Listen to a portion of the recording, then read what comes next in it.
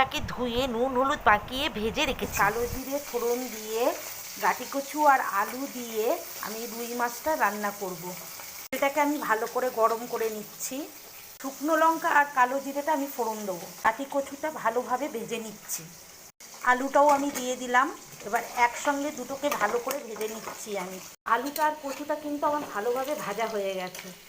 কাঁচা লঙ্কা, শুকনো লঙ্কার গুঁড়ো, টমেটো, হলুদ, জিরে আর আদা আর নুন, সব মশলাগুলোকে আমি দিয়ে দিচ্ছি। আলুটার সঙ্গে আর কচুটার সঙ্গে একদম কষিয়ে নেব।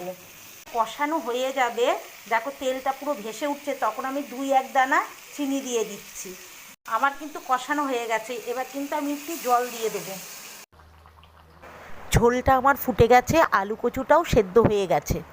এবার ঝোলের উপরে সব মাছগুলো দিয়ে আরও 5 মিনিট আমি ফুটিয়ে ধনেপাতা দিয়ে নামিয়ে নেবো।